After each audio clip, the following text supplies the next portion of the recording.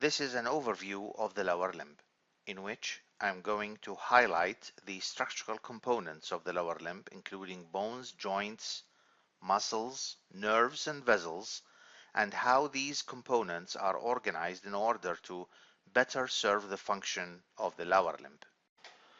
Now let's deal with component parts of the lower limb, starting with bones and joints. The bones of the gluteal region and the thigh are the pelvic bone and the femur. The large ball and socket joint between these two bones is the hip joint, as has been mentioned. The femur is the bone of the thigh, and according to types of bones, it is classified as a long bone in the sense of having a slender shaft and distended proximal and distal ends. In addition, the femur is the longest bone in the body, and a human's height is about 4 times the length of the femur of its owner. At its distal end, its major weight-bearing articulation is with the tibia, but it also articulates anteriorly with the patella or the kneecap. The patella is the largest sesamoid bone in the body and is embedded in quadriceps femoris tendon. A sesamoid bone is located in a muscle tendon and acts as a sort of a pulley to change the angle of pull or the angle of insertion of a tendon.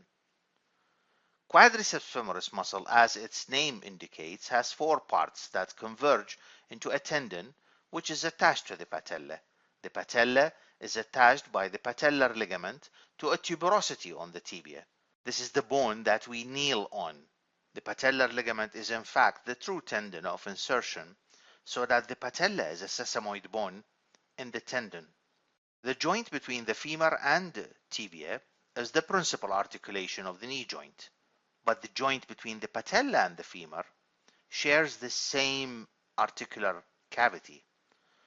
Although the main movements at the knee are flexion and extension, the knee joint also allows the femur to rotate on the tibia. This rotation contributes to locking of the knee when fully extended, particularly when standing, as has been mentioned earlier. Regarding the bones and joints of the leg contains 2 bones, the tibia, which has a long subcutaneous surface, which you can feel on the medial side of the leg. It is larger than the laterally positioned fibula and is the weight-bearing bone. The fibula does not take part in the knee joint and forms only the most lateral part of the ankle joint.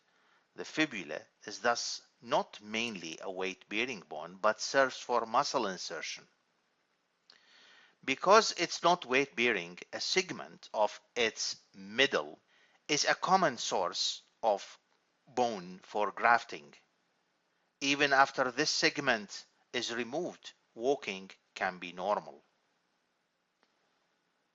Proximally, the fibula forms a small synovial joint, the superior tibiofibular joint, with the inferolateral surface of the head of the tibia.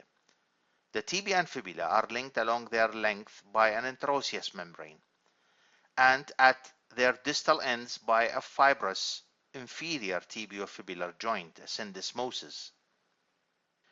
The distal surfaces of the tibia and fibula together form a deep recess or mortise. The ankle joint is formed by this recess and part of one of the tarsal bones of the foot, which is the talus. The talus projects into the recess. The superior articular surface of the talus, which is called the trochlea because it looks like a pulley, is wider in the front than behind. Thus, when dorsiflexed, it better fits into the mortise, rendering the ankle more stable than when plantar flexed. That's why ankles are more commonly sprained while walking downstairs rather than going upstairs. The bones of the foot consist of the tarsal bones, metatarsals, and phalanges. Inversion and eversion of the foot, or turning the sole of the foot inward and outward respectively, occur at joints between the tarsal bones. It may be useful when dealing with movements of the foot to think of the talus as part of the foot in dorsiflexion and plantar flexion, because it moves on the tibia and fibula. However, in inversion and eversion, the talus forms part of the leg, and the bones of the foot rotate around it. The most important thing here is that the bones of the foot are not organized in a single plane so that they lie flat on the ground. Rather, the metatarsals and tarsals form longitudinal and transverse arches. The longitudinal arch is highest on the medial side of the foot. Medial longitudinal arch. The arches are flexible in nature and are supported by muscles and ligaments. The main function of the arches of the foot is that they are designed as shock absorbers and to make the feet adaptable to surface changes so that a person can stand or walk on uneven surfaces. They also improve the propulsive force of the lever of the foot. If the foot were made of a single rigid bone, then its propulsion would depend completely on gastrocnemius and soleus.